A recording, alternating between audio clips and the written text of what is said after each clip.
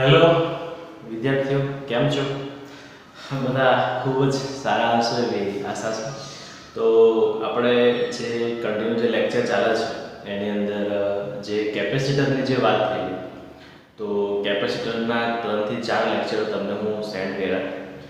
તો અહીંયા આગળ જે કેપેસિટરનો જે લાસ્ટ લેક્ચર જોવામાં આવેલો કોમ્બિનેશનવાળો, એ કોમ્બિનેશન લેક્ચરની અંદરથી ઘણા બધા દાખલા જે છે એ પૂછાય છે. તો જે એ જી નીટમાં બી ઘણા બધા ઇમ્પોર્ટન્સ છે, તેમજ ગુજરાત બોર્ડમાં બી ઘણા બધા ઇમ્પોર્ટન્સ દાખલાઓ છે. તો એની શરૂઆત જે છે એકદમ બેઝિકથી શરૂઆત કરશું. આપણે એની અંદર જે એચસી વર્માની જે બુક છે, જે જી એડવાન્સ અને જી મેન માટે ખૂબ જ ફેમસ બુક છે, તો એની અંદર જેટલા બી દાખલા આપણને આપેલા છે એને સોલ્વ કરશું. અને તદુપરાંત આપણું જે ગુજરાત બોર્ડની જે ટેક્સ્ટ બુક છે એ ટેક્સ્ટ બુકમાં આપેલા એક્ઝામ્પલ બી આપણે સોલ્વ કરશું. તો એકદમ ઇઝી વેથી આપણે ત્યાં સમજવાનું છે કે કઈ રીતે શોર્ટકટ છે, કઈ રીતે સર્કિટને જે સર્કિટો બનાવવાની છે એને બ્રેક કરવાની છે, કઈ રીતે ટોટલ કેપેસિટન્સ કરવાનું છે, વગેરે વગેરે ઘણા બધા એક્ઝામ્પલ પૂછાય છે. તો એનું આપણે સોલ્વ કરશું. તો એની પહેલાં સહેજ આ એક ઇમ્પોર્ટન્સ એક્ઝામ્પલ છે જે તમારી સ્ક્રીન ઉપર તમને ત્યાં દેખાય છે. તો એ એક્ઝામ્પલ છે તમારું ઉદાહરણ નંબર 2.8. તો 2.8 ઇટ્સ વેરી ઇમ્પોર્ટન્ટ એક્ઝામ્પલ્સ. તો એમાં થોડું રીડ કરવાનું ટ્રાય કરીએ. એક્ઝામ્પલ્સ એવું કહે છે કે ડાઇલેક્ટ્રિક અચળાંક કે ધરાવતું કોઈ મટીરીયલ છે.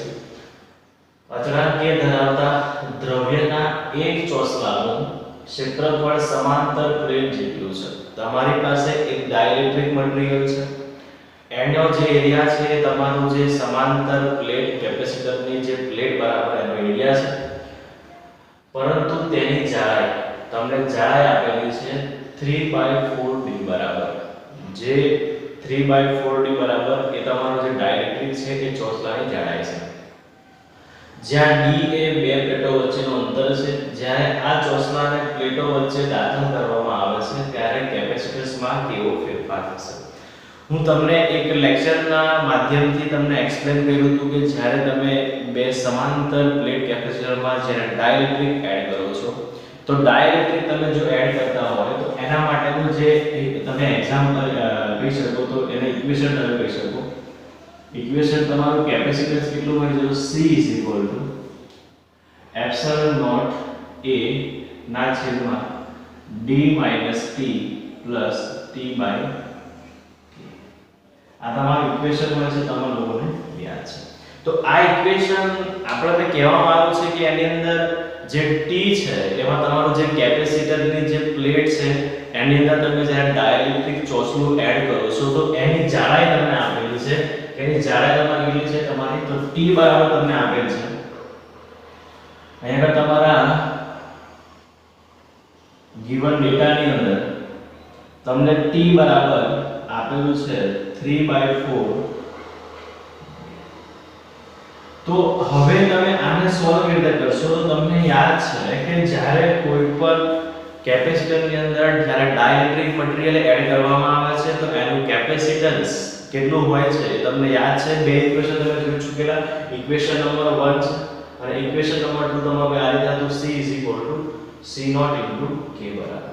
પરંતુ આ ક્યારે લાગુ પડશે? કે જ્યારે તમારી જે ડાઇલેક્ટ્રિક પ્લેટ છે એ બરોબર તમારી D બરાબર હોય. પરંતુ એમણે અહીંયા D બરાબર છે ને, તો એના માટે આપણે ઇક્વેશન નંબર 1 નો યુઝ કરશું. ઇક્વેશન નંબર 1 શું કહે છે કે તમે જ્યારે ડાઇલેક્ટ્રિક નાખ્યા પછી તમારું જે C કેટલું આવશે? C epsilon naught A ના છેદમાં D minus T plus T by K.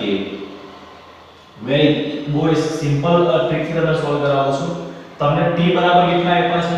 તો T બરાબર તમને આપ્યા છે 3/4d બરાબર. તો એની વેલ્યુ મૂકી દઈશું અહીંયા આગળ કે epsilon naught A ના છેદમાં D minus 3d/4 plus 3d/4. આટલું ક્લિયર છે? તો એના પછી તમે શું કરશો આ જગ્યાએ? તો એ જગ્યાએ તમે લખશો અહીંયા આગળ કે આ જે નીચેનો જે ભાગ છે એની અંદર તમારી પાસે 4k જે તમારો લસાઅ છે, તમારે 4k જોઈશે. તો તમે અહીંયા આગળ શું કરશો આ જગ્યાએ? તો 4dk minus 3dk plus 3d. તમે લખશો કે આ જગ્યાએ તો આ રીતે તમે લખશો અહીંયા એપ્સિલોન નોટ a ના છેદમાં 4dk માઈનસ 3dk વત્તા 3d ના છેદમાં 4k. આટલો કોન્સેપ્ટ ક્લિયર છે. પછી તમારો પોઈન્ટ કેવો આવશે? તો તમારો પોઈન્ટ અહીંયા આવશે જોઈ લો અહીંયા કે આ જે ભાગ છે એ પોતે ઉપર આવી જશે, મતલબ 4k એપ્સિલોન નોટ a ના છેદમાં 4dk minus 3dk plus 3d. તો તમે આની અંદર જોઈ શકો કે દરેકની અંદર જે છે એ તમારો d કોમન છે, તો તમે d ને બહાર કાઢી શકો. તો અહીંયા આગળ 4k એપ્સિલોન નોટ a અહીંથી તમારો d છે કોમન નીકળશે, તો અહીંયા આગળ આવશે 4d 3d. આ તમારો આવશે 4d 3d 3 બરાબર. તો આ 4d માંથી 3d જાય તો તમારે આવશે કેટલા? અહીંયા 4k એપ્સિલોન નોટ a ના છેદમાં d. અહીં તમારો d તો કોમન છે તો તમારો આવશે 4k આવશે. 4k તો 4k માઈનસ 3d પ્લસ 3. આ જ તમારો આન્સર રહેશે આ જગ્યાએ કે 4k epsilon a 4k epsilon એમાંથી d કોમન થઈ ગયા તો આ d બાદ તો d બાદ થઈ ગયા. એમ હોય તમારો 4k માઈનસ 3d ને આગળ 3k આવશે અને પ્લસ અહીંયા તમારો આવશે 3. તો તમારો ફાઇનલ આન્સર શું બનશે? આગળ 4k એપ્સિલોન નોટ a ના છેદમાં d. અહીં શું આવશે? 4k minus 3k. તમારો આવશે k પ્લસ 3. તો આ તમારો કેપેસિટન્સ છે c is equal to 4k epsilon not a d k plus 3 ના બરાબર. તો એનો વેરી ઇમ્પોર્ટન્ટ એક્ઝામ્પલ છે, બહુ ઈઝી એક્ઝામ્પલ છે. જો તમારે આ જ આન્સરને બીજી રીતે તમારે લખવું હોય તો એ બી તમે લખી શકો આ જગ્યાએથી કે ભાઈ c is equal to what? તો 4k ના છેદમાં k plus 3 epsilon not a by d.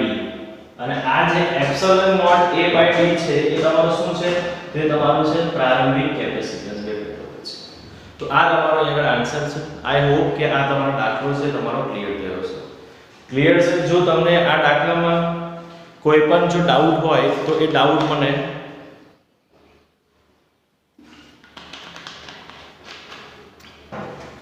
પૂછી શકો.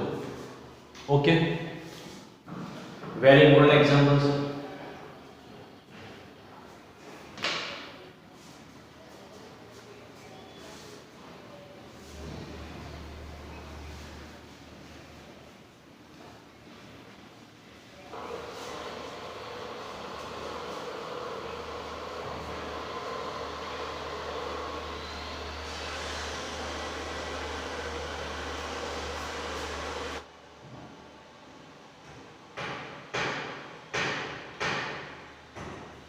હેલો ડિયર સ્ટુડન્ટ્સ, તો આપણે હવે જે એક્ઝામ્પલ્સ 2.8 જોયા પછી આપણે શરૂઆત કરીએ કેપેસિટરના દાખલાઓની.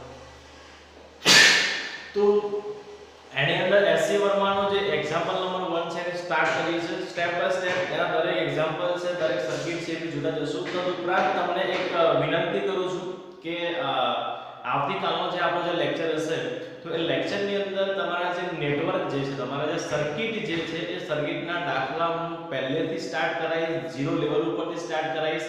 તો દાખલાને તમારે કમ્પલસરી નોટ બનાવવાની છે અને એ નોટમાં દરેક પોઈન્ટ્સ તમારે તે લખવાના છે. દરેક શોર્ટકટ કી તમને હું શીખવાડી, સર્કિટને કઈ રીતે જોડવાની છે, સર્કિટને કઈ રીતે બ્રેક કરવાની છે, તો ખાસ ધ્યાન રાખજો. તો શરૂઆત કરીએ એસસી વર્માના એક્ઝામ્પલ પરથી. હા, જે ઇંગ્લિશમાં છે એને હું ગુજરાતી તમને ટ્રાન્સફર કરી આપીશ તો એ સેજ જો એવું કહે છે કે a parallel plate capacitance has plate of area 200 cm square. એક પેરેલલ પ્લેટ કેપેસિટર તમારી પાસે છે કે જેની અંદર જેના પ્લેટ છે તો એ પ્લેટનું ક્ષેત્રફળ તમને કેટલું આપ્યું છે? 200 સેન્ટીમીટર સ્ક્વેર. તો તમે શું કરશો અહીંયા કે ગિવન ડેટા, તો ગિવન ડેટાની અંદર તમે શું આપેલું છે? જે પહેલા તમને જે પ્લેટ છે એનો એરિયા A બરાબર તમને ગિવન છે 200 centimetre square. 10 to minus 4 metre square. પછી કહે છે કે and separation between the plate 1 mm, મતલબ કહે છે કે તમારી પાસે જે બે પ્લેટો વચ્ચેનું જે સેપરેશન છે, મતલબ એની વચ્ચેનું જે ડિસ્ટન્સ છે એ તમને આપેલું છે 1 mm. તો તમારો જે સ્મોલ d તમને given છે is equal to 1 mm, અને 1 mm તમને મીટરમાં ખબર છે 10⁻³ મીટર. તો what potential difference will be developed if a charge of 1 nanocoulomb. તો તમને એવું કહેવામાં આવ્યું છે કે જો એની ઉપર 1 nanocoulomb નો જો ચાર્જ આપવામાં આવે તો બંને પ્લેટો વચ્ચેનું જે પોટેન્શિયલ છે, જે વિદ્યુત સ્થિતિમાન છે, એ કેટલું જનરેટ થશે. તો તમને આગળ q બરાબર given છે, q is equal to 1 nanocoulomb. Nano is equal to તમને ખબર 10⁻⁹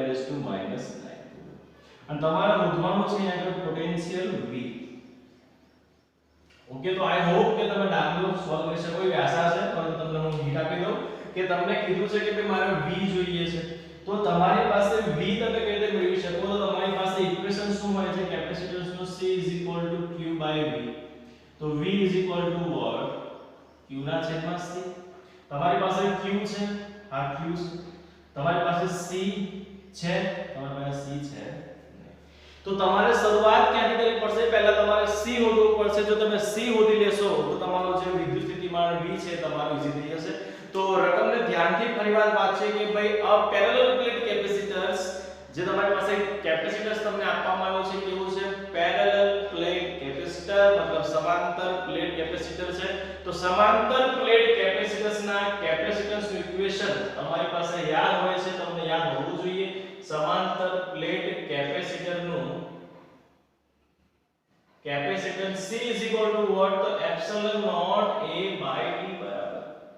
epsilon naught A by D બરાબર. એની વેલ્યુ પુટ કર દઉં. એપ્સિલોન નોટ ની વેલ્યુ કેટલી હોય છે? 8.85 ગુણ્યા 10⁻12. તમને એરિયા કેટલો આપ્યો છે? 200 ગુણ્યા 10⁻⁴. તમને ડિસ્ટન્સ કેટલો આપ્યો છે? તો 10⁻³ આને સોલ્વ કરો, આન્સર બોલો c કેટલો આવે છે?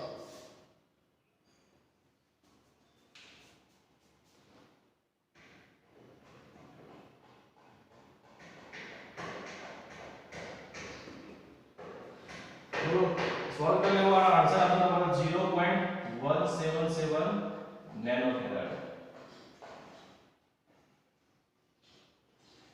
તમારું જે સમાંતર પ્લેટ કેપેસિટર છે એનું તમારું કેટલું આવશે? c 0.177 nanofarad. ઓકે, ડન છે. તમને c મળી ગયું આગળથી. તો તમારો આન્સર શું આવશે આગળ? કે તમારો આન્સર આવશે, તમારું જે કેપેસિટર હોય છે c q/v. તો વિદ્યુત સ્થિતિમાન v q ના છેદમાં c. તમારો q તમને કેટલો આપ્યો તો 1 નેનો કુલમ્બ, અને તમને આ કેટલું આપેલું છે આગળ? 0.177 નેનોફેરાડ. નેનો તો તમારે કેન્સલ થઈ ગયા.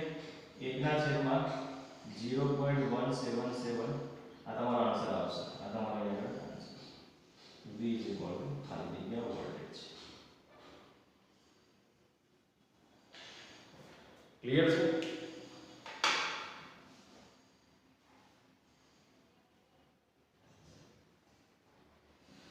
ઓકે, તમારો આન્સર આવશે નિયર બાય સમથિંગ 5.65 ની આજુબાજુ. 5 નિયર બાય 65 વગેરે નિયર બાય વેલ્યુ તમારે આવશે. તો આઈ હોપ કે તમારો દાખલો એકદમ ક્લિયર હશે.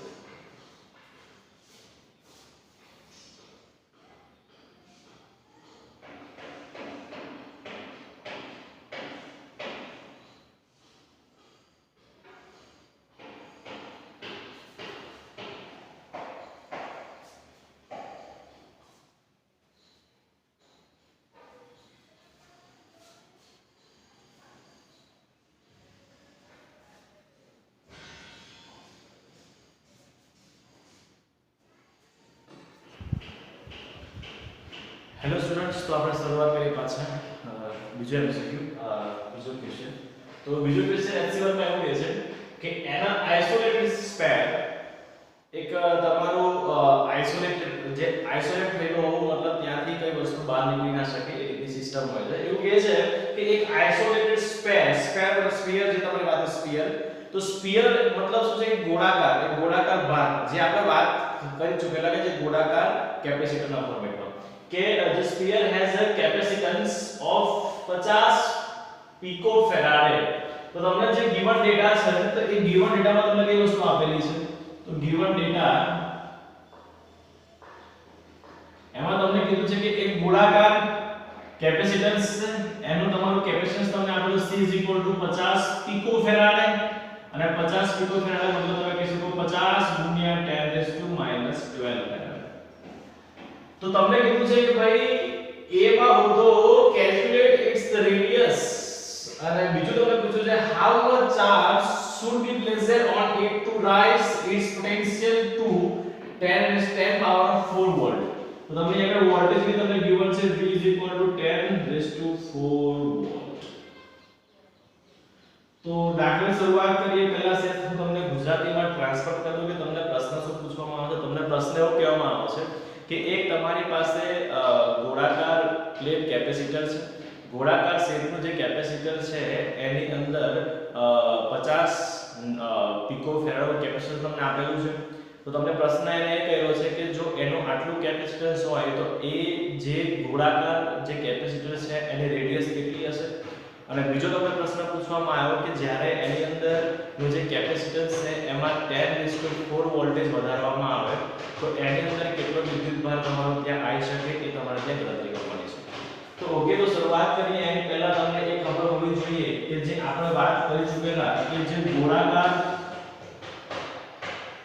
કેપેસિટર હોય છે એનું જે capacitance C 4 pi epsilon naught into r આ તમારું ઇક્વેશન હોય છે C 4 pi epsilon naught into r.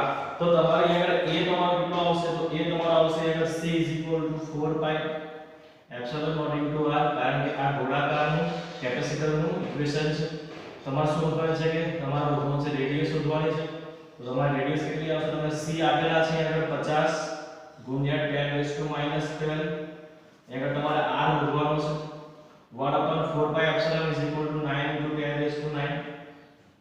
તો તમારો r બરાબર કેટલો આવશે? r is equal to 9 into 10⁻⁹ into 50 ગુણ્યા 10⁻⁻12 મીટર. તમારો નિયર બાય જે આન્સર આવશે એ આવે તમારો 45 સેન્ટીમીટર. સોલ્વ કરી લેવો, તમારો આન્સર આવશે r is equal to 45 centimetre. I hope કે તમને ક્લિયર થઈ ગયું છે. હવે બીજો પ્રશ્ન શું કરે છે? b માં એવું પૂછે છે તમને કે b એવું કહે છે કે how much charge, ત્યાં કેટલા ચાર્જ આવશે should be placed on it to rise, ત્યાં વધારો કરવામાં આવે છે તો its potential to 10 power of 4. જો તમારું વોલ્ટેજ છે v 10 power of 4 વોલ્ટેજ જેટલું વધારવામાં આવે તો તમારું ત્યાં કેટલા તમારા ત્યાં ચાર્જ છે એ ત્યાં આવશે. તમારી પાસે યાદ છે કેપેસિટન્સ C q / v. તો q what? C * v. તમારી પાસે C તમને આપેલો છે 50 ગુણ્યા 10⁻⁻12 અને 10⁻⁴. તો તમે અહીંયા તમે q અહીંયા તમને જોવા ક્લિયર છે. તો ડિયર સ્ટુડન્ટ્સ, તો આટલા આપણા જે એક્ઝામ્પલ છે આજે રાખીએ છીએ અને કાલથી આપણે જે સર્કિટના દાખલાઓ છે શરૂઆત કરશું. તો એવા તો ઘણા બધા એક્ઝામ્પલ છે, હું તમને એની એક PDF ફાઇલ છે જે તમને સેન્ડ કરી આપીશ. તમે ત્યાં જોઈ શકશો કે મારે કયા કયા MCQ સોલ્વ કરવાના છે, કયા દાખલા સોલ્વ કરવાના છે. દરેક વિદ્યાર્થીએ ટ્રાય એવો કરો કે જેટલા બી દાખલા હું મોકલાવું છું તમને PDF ફોર્મેટમાં તો એને સોલ્વ કરવા માટે સંપૂર્ણ રીતે ટ્રાય કરવો. તો કાલે મળીએ.